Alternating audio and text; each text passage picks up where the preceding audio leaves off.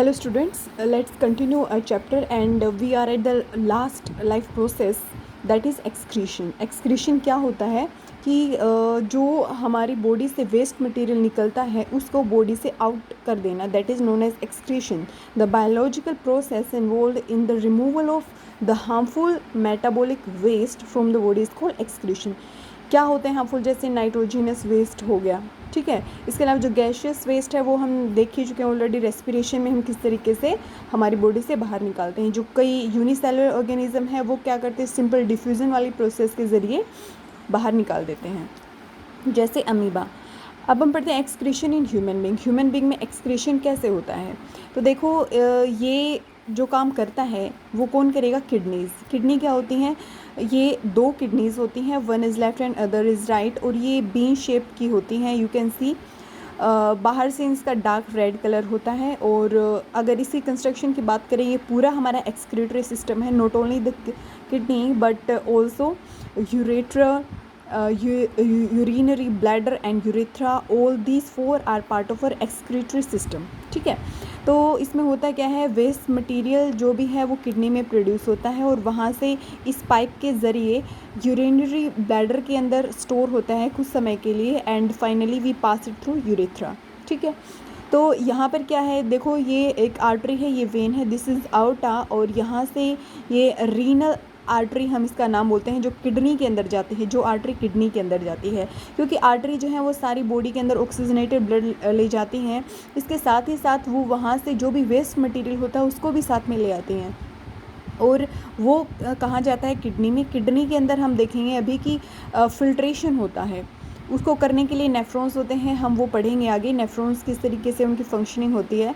और वहाँ से जो वेस्ट मटेरियल है वो पानी के ज़रिए, मतलब जितनी भी पानी की रिक्वायरमेंट होती है वो बॉडी लेती है रीएब्जॉर्प्शन के ज़रिए, और बाकी का जो वेस्ट मटेरियल है वो इधर चला जाता है. दोनों किडनीज़ की सेम फंक्शनिंग होती है. ठीक है, सो ये है कि एक्चुअली मतलब होता क्या है और होगा कैसे, वो अभी हम देखते हैं आगे. देखो, हर एक जो किडनी होती है उसके अंदर ये एक बोमेंट कैप्सूल होता है. ठीक है, ये जो रीनल आर्टरी है वो इसके अंदर आएगी, और यहाँ पर जैसे कि आपने लंग्स के अंदर देखा था, लंग्स के अंदर एक क्लस्टर ऑफ कैपिलरीज होती है, द सेम इज़ हेयर, यहाँ भी क्लस्टर ऑफ कैपिलरीज होगा. ठीक है, तो ये किसका काम करती है, यहाँ पर नेफ्रॉन होते हैं, and there are about 2 lakh nephrons in a body जो कि फिल्ट्रेशन का काम करते हैं. यहाँ पर इसको हम बोलते हैं glomerulus, and the plural of glomerulus is ग्लूमराई.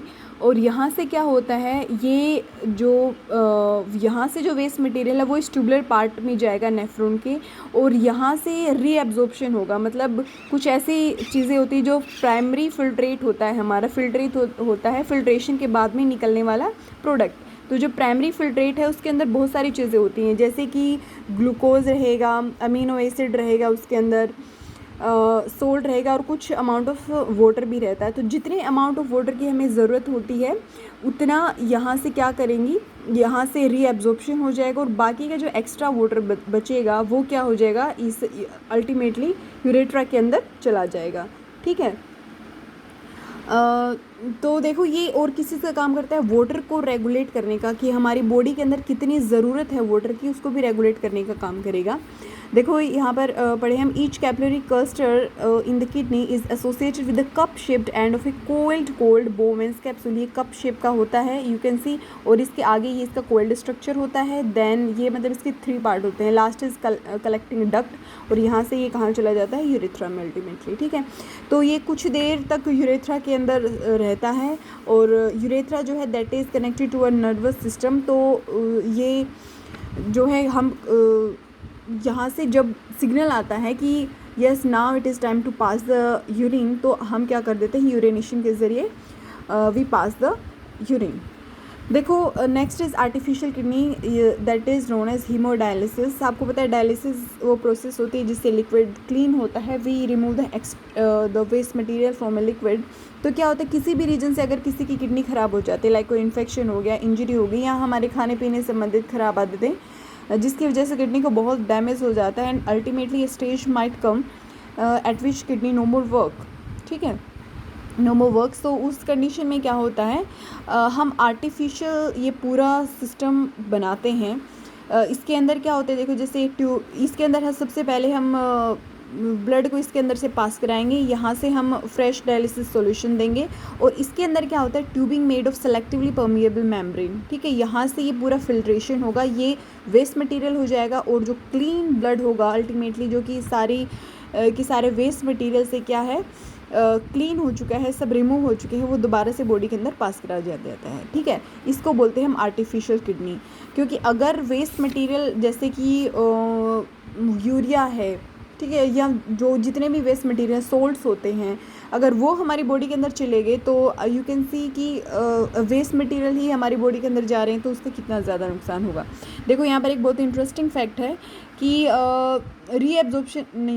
In a healthy adult the initial filtrate in the kidney is 180 litre daily, मतलब हर रोज़ 180 लीटर जो है इतना फिल्ट्रेट होता है। लेकिन ये क्या हो जाता है, रीएब्जॉर्ब हो जाता है, क्योंकि हमारी बॉडी में ज़रूरत भी होती है ना वाटर की, तो ये रीएब्जॉर्ब हो जाएगा, और रीएब्जॉर्प्शन के बाद में जो वेस्ट मटेरियल बचता है that is hardly 1 to 2 litre, मतलब हम सिर्फ इतना ही यूरिन पास करते हैं, and this other liquid is reabsorbed in a body. Excretion in plants की अगर हम बात करें तो प्लांट के अंदर किस तरीके से एक्सक्रीशन होता है हम ऑलरेडी पढ़ चुके हैं। देखो ऑक्सीजन भी एक वेस्ट मटेरियल होता है फोटोसिंथेसिस में इन प्लांट्स, और CO2 होता है वेस्ट मटेरियल इन रेस्पिरेशन, और जो पानी होता है वो ट्रांसपिरेशन के ज़रिए, हम ऑलरेडी पढ़ चुके हैं कि जो एक्सेस वाटर होता है वो ट्रांसपिरेशन के ज़रिए बाहर निकल जाता है।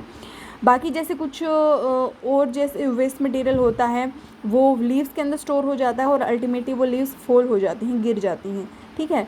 और कुछ जो waste material that is in the form of resins and gums के रूप में निकल जाता है। जो ओल्ड जाइलम है they produce resins and gums, ठीक है। और कुछ जो वेस्ट मटेरियल होता है वो अपने सोइल के अंदर भी डिफ्यूजन वाली प्रोसेस के ज़रिए एक्सक्रीट कर देती हैं। So this is excretion in plants. अभी आपकी क्लास में इतना ही है in human respiratory system and in excretion in plants and human excretory system, ठीक है।